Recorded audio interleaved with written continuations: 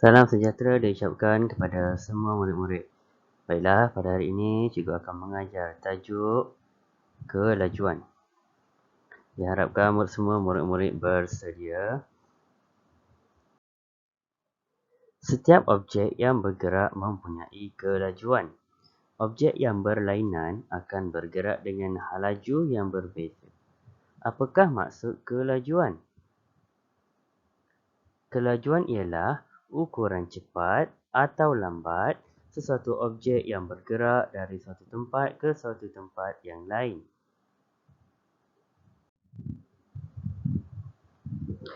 Setiap objek yang bergerak mempunyai kelajuan yang berbeza. Objek yang cepat sampai ke destinasi yang dituju mempunyai kelajuan yang tinggi. Kenderaan yang bergerak perlahan adalah kurang laju, manakala kenderaan yang bergerak perlahan akan mengambil masa yang lebih lama untuk sampai ke destinasi yang dituju.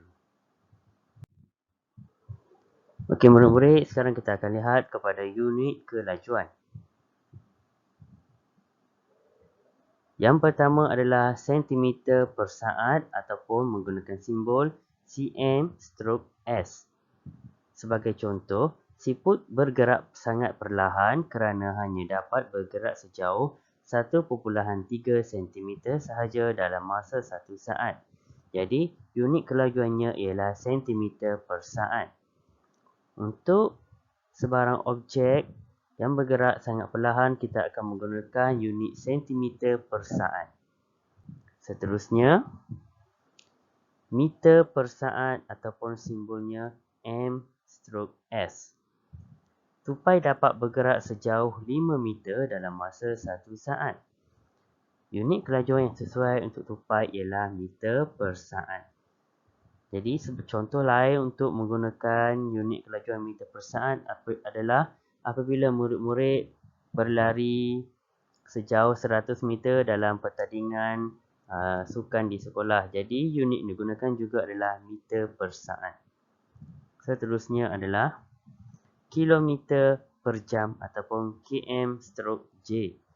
Sebagai contoh, kuda dapat bergerak sejauh 76 km dalam masa 1 jam. Jadi, kelajuan pergerakan kuda adalah dalam unit kilometer per jam.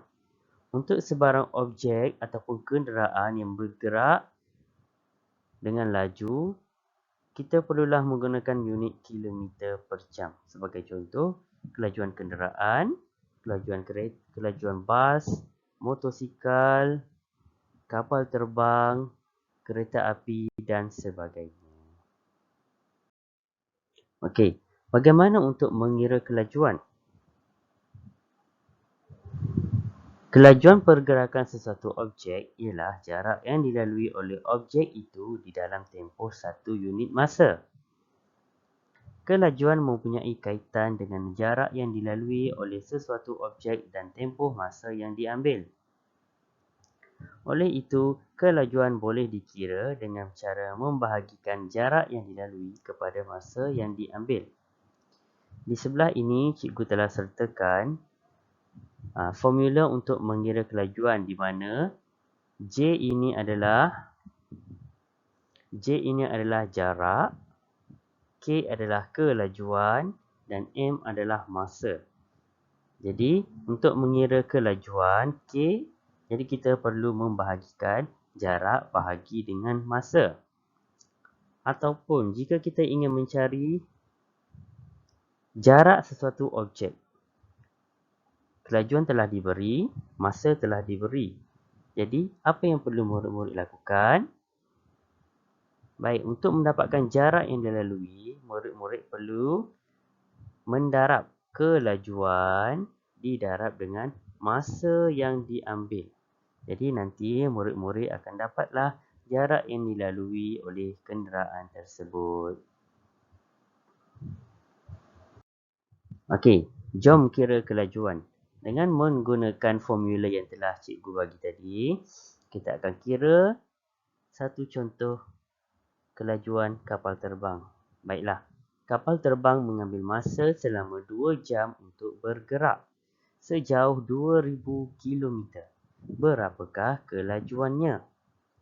Di sini murid-murid perlulah mencari maklumat penting yang telah diberi, iaitu masa selama 2 jam dan juga jarak yang dilalui adalah 2000 km.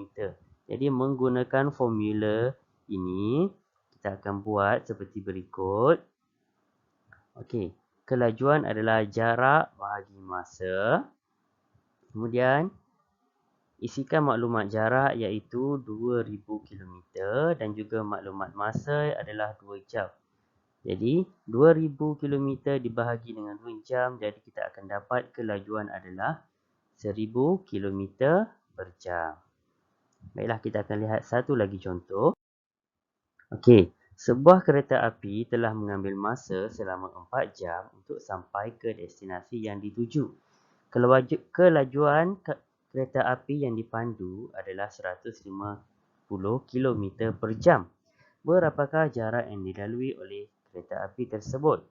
Jadi di sini maklumat yang telah diberi adalah masa iaitu 4 jam dan juga kelajuan adalah 150 km per jam. Jadi formula untuk mengira jarak yang dilalui oleh kereta api adalah